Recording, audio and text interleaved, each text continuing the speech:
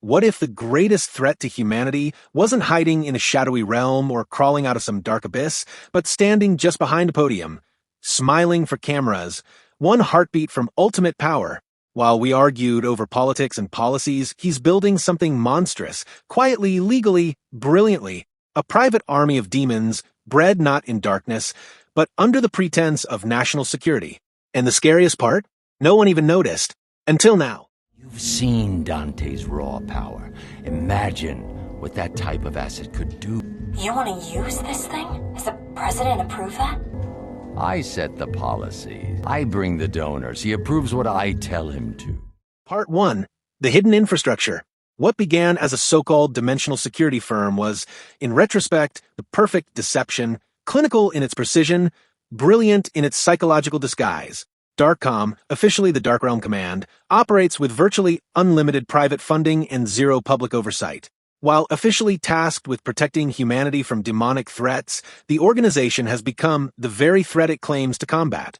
In the absence of oversight, it became a state within a state, unseen, unregulated, and quietly rewriting the rules of interdimensional warfare.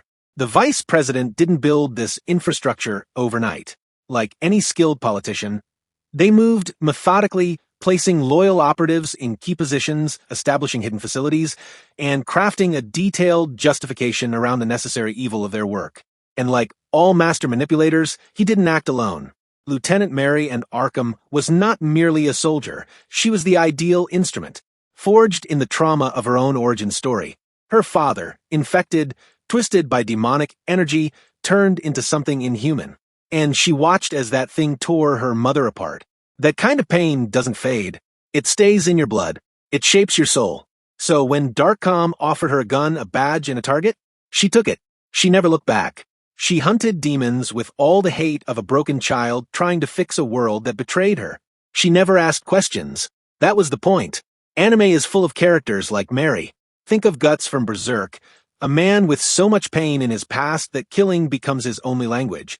Or even Mikasa from Attack on Titan, who once said, This world is cruel, but it's also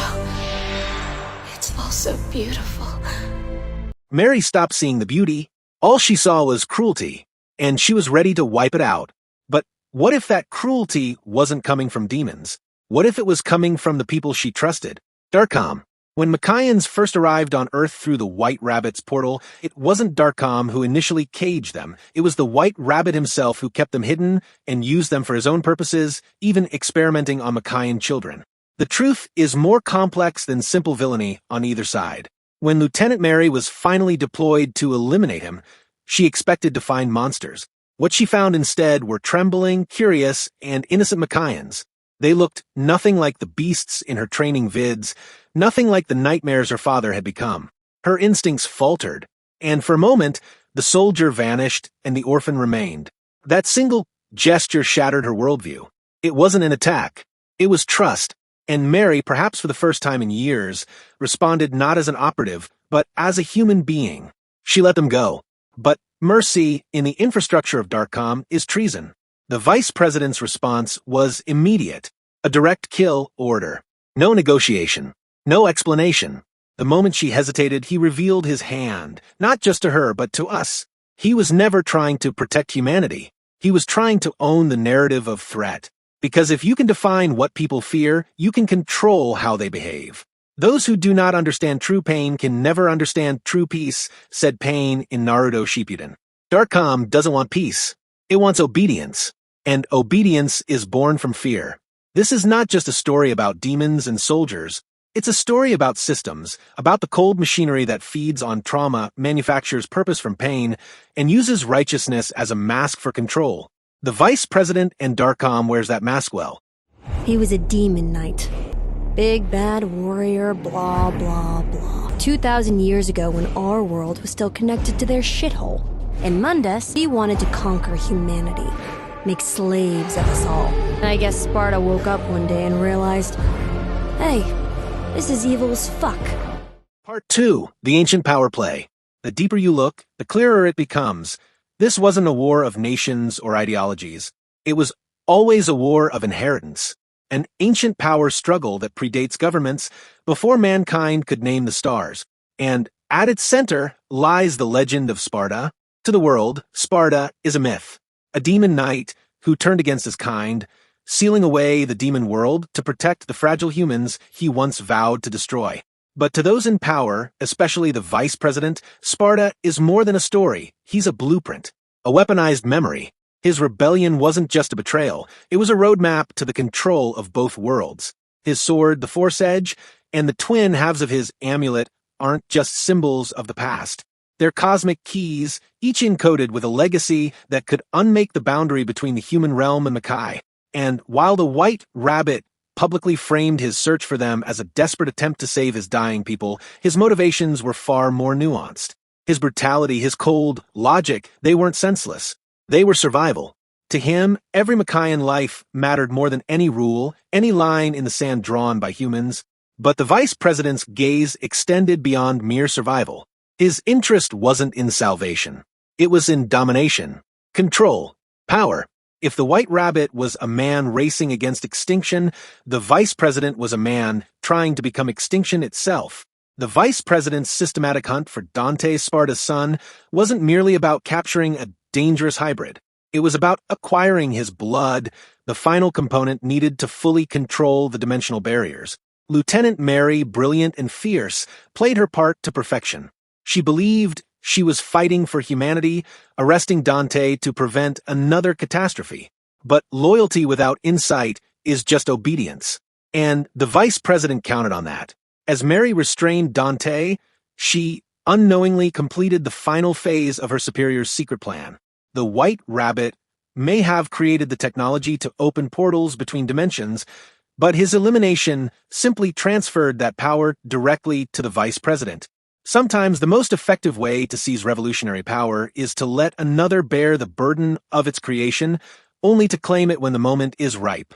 This plan, cold and ruthless, recalls the manipulations of Light Yagami in Death Note, who masterminded chaos to position himself as the ruler of a new world order. And that's the heart of this ancient power play. The truth that beneath every legend is a blueprint, beneath every hero, a weapon, and beneath every savior, a master waiting to steal their work. Scramble the jets on my position. Operation Inferno has started. Don't wanna be an American idiot. Want a nation that doesn't know. And get you with Part 3. The Ultimate Endgame. There is something particularly terrifying about a conspiracy that wears the mask of righteousness. It doesn't hide in the shadows. It parades through the light, cloaked in righteous intent.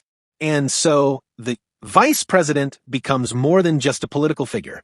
They become a symbol, a savior, a wall between humanity and the horrors of the demon world. Who would dare question such a noble posture? Who would dare challenge the one who claims to protect us from hell itself? But that's the genius of it. The true brilliance behind the vice president's strategy lies in the cleverness of its deception. By positioning themselves as humanity's final line of defense, they've secured a moral high ground so absolute it blinds the public to everything beneath it. No one questions the construction of interdimensional prisons. No one asks what becomes of the captured Makaians once the cameras are off. The Ouroboros detention facility isn't just a cage, it's a forge. A quiet, methodical engine of transformation.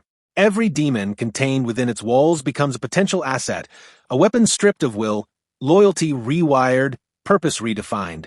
Where the White Rabbit acts out of fury vengeance, raw chaos, the vice president moves with the cold logic of a chess master. This isn't rescue. It isn't justice. It's conscription. The anime code Gius taught us something chilling through Lelouch's words. If the king doesn't lead, how can he expect his subordinates to follow? And lead the vice president does, but not toward peace, toward dominion.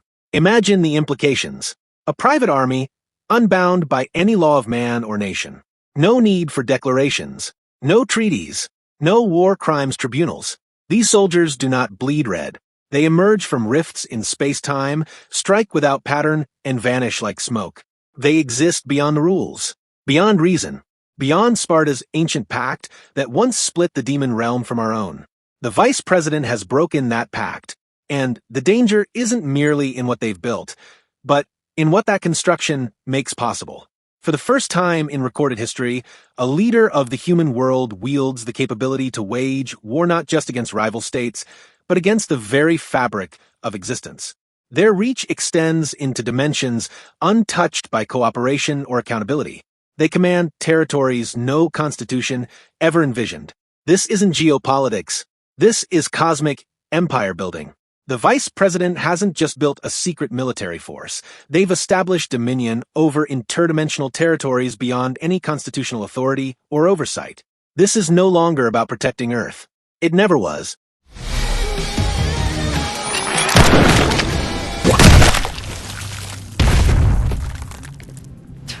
Devil spawn, motherfucker. You were solid there, boss. Don't think I even saw you blink. I knew I was in good hands. Lieutenant Arkham is the pride of this righteous army. I'm just helping secure a world for our species. Part 4. The Perfect Deception. What makes this conspiracy nearly impossible to expose is its sheer unbelievability. Who would accept that demons exist? That interdimensional travel is possible? That the vice president serves as cover for dimensional conquest? The truth hides behind its own absurdity. And yet, that's exactly what makes it so effective. The deception isn't perfect because it's flawless. It's perfect because it makes you feel foolish for even considering it.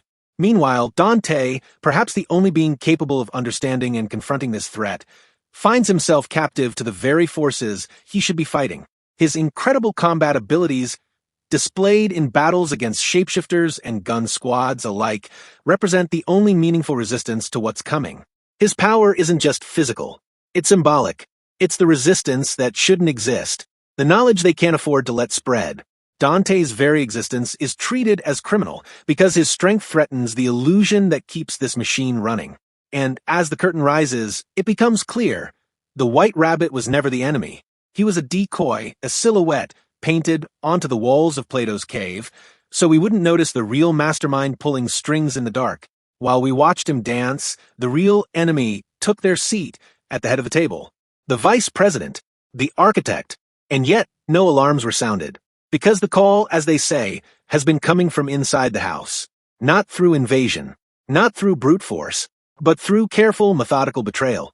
When the barrier finally falls, not through external attack, but through carefully coordinated internal betrayal, will anyone even recognize the architect of our doom? Or will we continue to believe we're being protected, even as we're being conquered from within? The quiet truth behind the vice president's real project is they are not building a demon army to guard against some external threat. That was never the plan. They are crafting an empire, not to protect us, but to govern us by fear, drama, and illusion. And the people? They're too busy laughing at the absurdity of demons to notice how familiar their chains have become. Only now, I wonder, who will be left to open anyone's eyes? And that's the horror of it. Our reality has already shifted, and almost no one noticed.